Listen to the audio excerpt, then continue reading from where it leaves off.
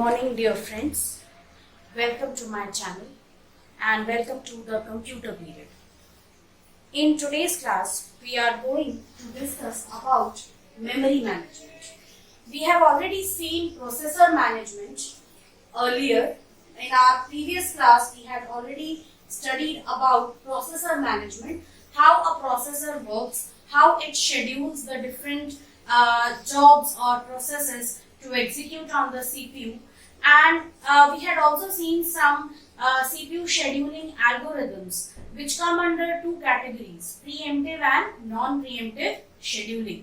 And we had also studied in this about preemptive scheduling and non-preemptive scheduling. In preemptive scheduling, how the CPU switches between different processes, and how in case of non-preemptive scheduling, CPU continues with the execution of a process till the time the process doesn't leave the system. So today, that was all about the processes, how a process is executed.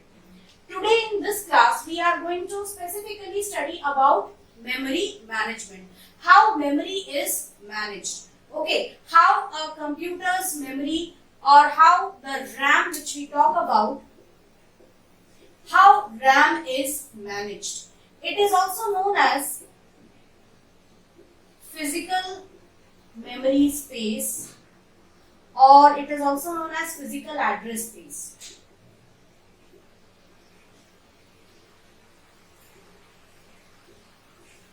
It's also known as physical address space. So RAM is known by these different names, and for convenience sake, we will be using the term memory only. We will be using only the term memory. So let us start with our class today. So in today's class, we are going to basically study about memory management, how memory is managed between different processes. That is how we know that your RAM contains a ready queue.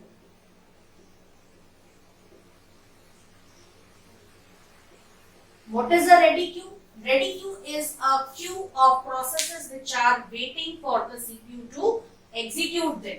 So this is basically a ready queue which is contained, and this ready queue contains a queue of processes which are waiting to be executed.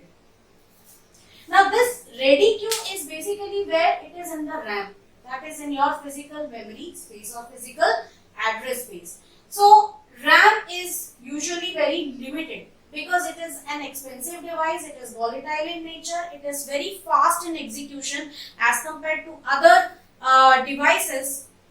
But the problem with RAM is it is very expensive and its size is also very limited. So we are going to understand how operating system manages the storage of processes or coming and going of processes to and from the memory in an efficient manner, that too in a multi-programming environment.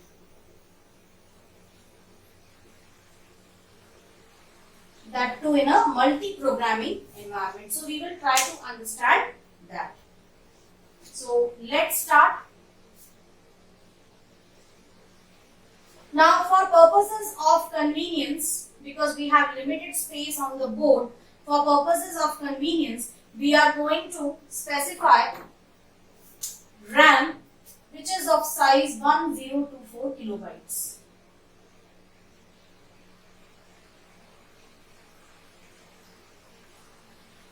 This will be our memory representation of RAM every time, and it starts from 0K and it ends at 1024K.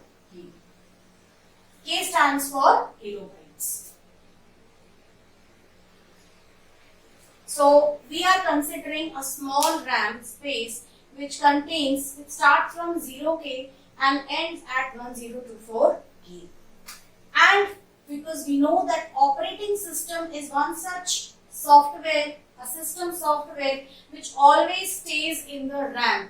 Hence, we are going to specify operating system over here, and its size, suppose, is 100K. So this much space will always be occupied by the operating system and it cannot be used for user processes. Cannot be used by any of the users. This area will always be occupied by the operating system because till the time your computer is on, your operating system needs to reside in the RAM.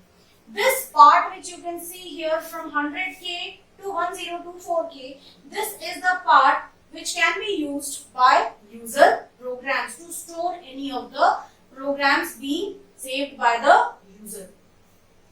So here we can see that we have how much memory left? 1024 minus 100, that would be equal to 924K. So we have an amount of 924K memory which is free and available for user purposes. So this is the amount of memory which is available to the user. Now in today's class, basically we are going to handle two different types of memory allocation. That is, number one, first one is contiguous memory allocation.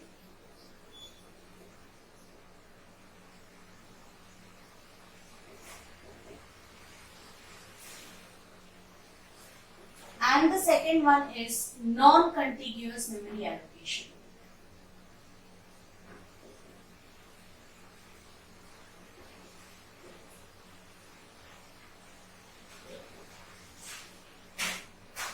Contiguous memory allocation and non-contiguous memory allocation.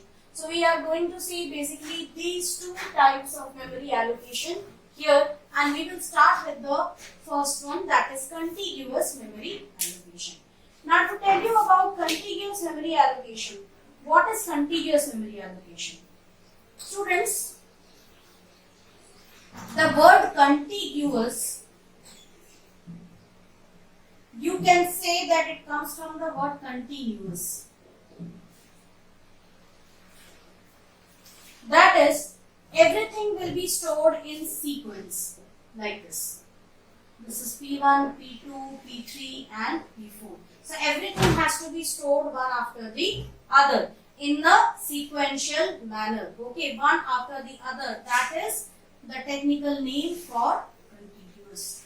Okay, so you can say we will be using this term contiguous over here. So in contiguous memory allocation, all processes are stored one by one in subsequent memory locations in RAM. That is one after the other. First P1, then P2, then P3 and so on. And one more thing is there, that is all the statements within a process, are also stored in contiguous memory locations. If this is a program, if this is a process P1 and these are the statements within P1, so all these statements will be stored one after the other without breaking anywhere. So this whole program will be saved as a whole in RAM. Okay, hence contiguous memory allocation. So let us start with this. We first start with a process P1 which enters into the system, and suppose this process is 50 kilobytes in size. So it will occupy 100 plus 50. If I add 50 to 100,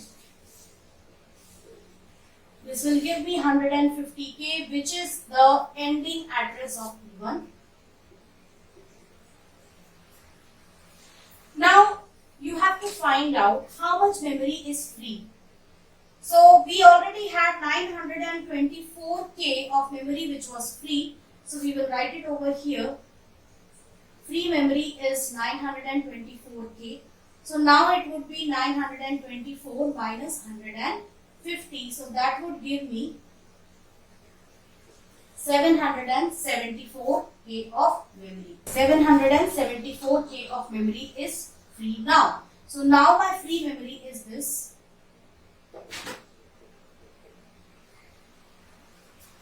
Now I am going to store another process over here, P2, and suppose it takes up 40k, so we take 190k over here.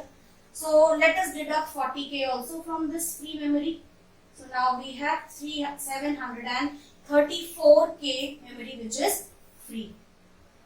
So 734k of memory is free now, which can be occupied by any other process. So suppose we have a large process here, P3, which occupies 200k, or maybe say 150k more. So what we are going to do is we are going to add 150 over here. That would give me 340k. We are adding 150k over here, so that would give me, yes, 340k over here, and I am going to deduct 150k from here, 584k. So over here, how much memory is left? This part of the memory is free now, and it is 584k in size. So we will write it over here, 584k. Okay, so 584k of memory is free over here. So P1, P2 and P3 are occupying this much of memory, and let us store another process here, say P4, and suppose P4 takes 100k, so this would give me 440k over here, and let me deduct 100 from here. That would give me 484k of memory free. So we have 484k of memory free over here. Now suppose what happens is P1 leaves the system. So this part of the memory is now available. It is free. So this is available. This is also free. This is also available. And over here, P3 also leaves the system. So this part of the memory also becomes available. Now another process enters the system, and that enters the system over here.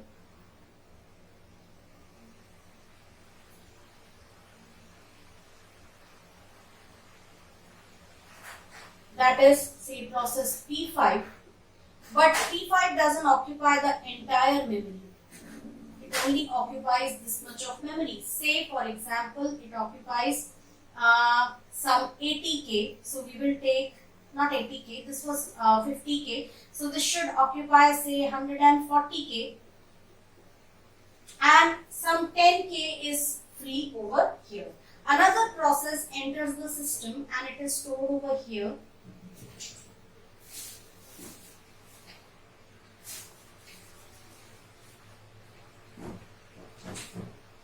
Now another process, say let us take it as P6, and P6 also takes up space up to 200k, and this much of memory is free, that is 140k is free over here. So now you can see that as processes leave the system and new processes enter the system, there are 3 chunks of memory which are created.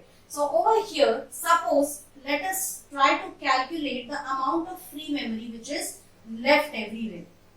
So from here we can see that 10k is available from here. From here we can see 140k is available over here. And from here we will deduct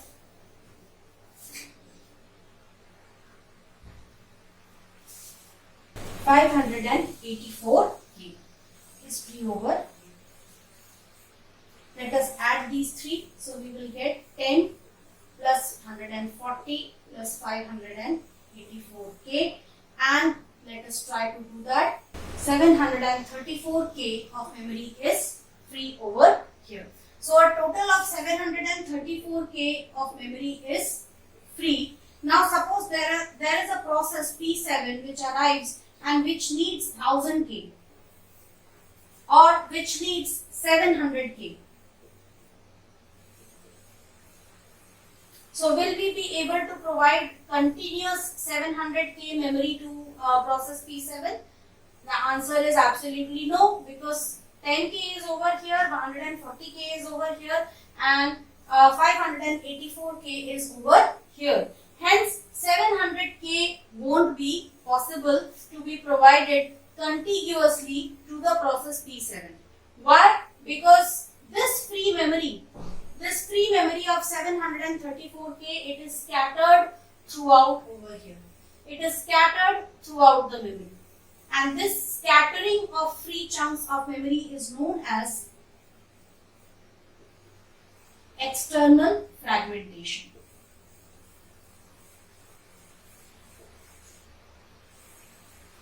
It is known as external fragmentation. Why external fragmentation? Because your free memory is getting divided into bits or fragments. Understood? So this is why it is known as external fragmentation.